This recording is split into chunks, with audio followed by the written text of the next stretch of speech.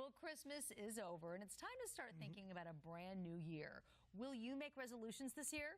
About 40% of people will. Resolutions are just for the young, right? Not necessarily. Setting resolutions actually has practical value and can impact your overall health. Well, here to tell us more is aging expert Anthony Cirillo. Hello, sir. Welcome to our show. Merry Christmas and everything, too. Merry Christmas and Happy New Year. Happy New Year. That's right. Happy New Year. Talking New Year's resolutions. Okay, Yep. why is it important to have New Year's resolutions as you get older? Well, as you get older, think of resolutions as something having purpose, setting goals. And actually, there's scientific studies that show when you have purpose in life, it's 2 to 4 times less likely to develop Alzheimer's. And purpose also gives you discipline. When you have discipline, also wards off dementia. Actual scientific studies around that. It also helps to improve your mood and attitude as you go into the new year when you can actually write something down and say, okay, I'm going to do it. Again, it's that purpose, it's that drive, and people need to keep going.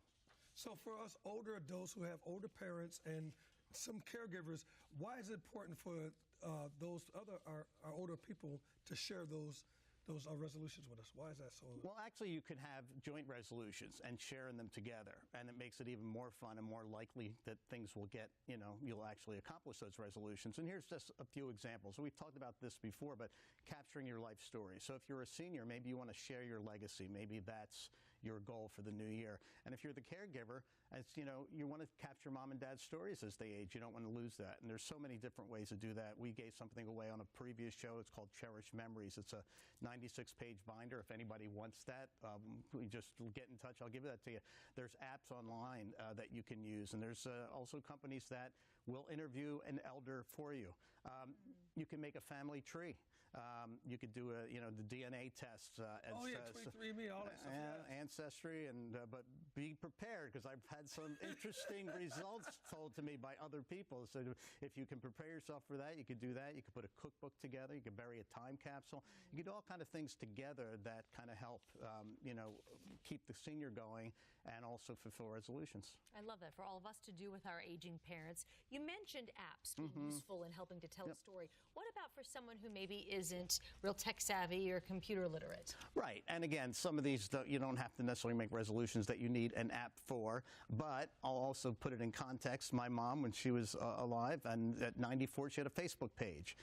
My mother-in-law, when she was with us, she had a Facebook page as well. We FaceTime with them. So I don't give as much leeway now in terms of technology being an excuse, especially when there's college courses you could take. You can go online. There's a site called Skillful Seniors. There's a other site I'm on the board of. It's called SeniorNet. It's a national organization that has computer learning centers for older and disadvantaged populations. So I think it's another resolution basically to make. If not, have a younger person help you make it an intergenerational thing.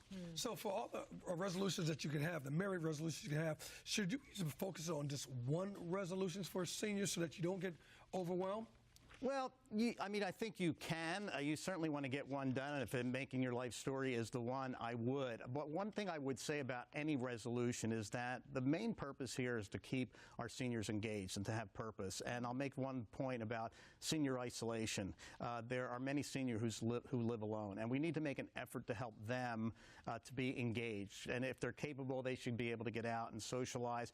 But there's also organizations like the Charlotte Villages Network and others that can go in and work with seniors. So I say, if they're going to go in, pick a resolution and do it, but let's keep our seniors engaged and not isolated. What are some practical resolutions for seniors? Yeah, well, I think we need to make, there's 2 or 3 things I'll talk about. Make your home safer.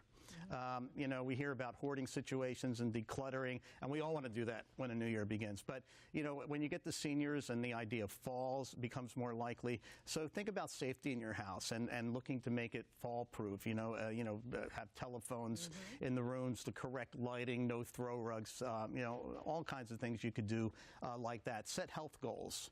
Get your doctor's appointments in for the year, and also think about your nutrition and exercise. Unfortunately, again, these are issues issues. So, Happy New Year, right? And I got all these bad statistics. But there are issues around senior malnutrition. I mean, there's like 3.7 seniors that are malnourished. And also 1 in 3 hospitalized seniors are malnourished. So it's actually an issue. So we need to make sure people are nourished. And I think the third one I'll touch on is that there are resolutions that we as caregivers can do with our elders. So when you're helping your elder maybe do a will or a living will or an advance directive, that's our cue. We should do that for ourselves because half the time we don't have them done.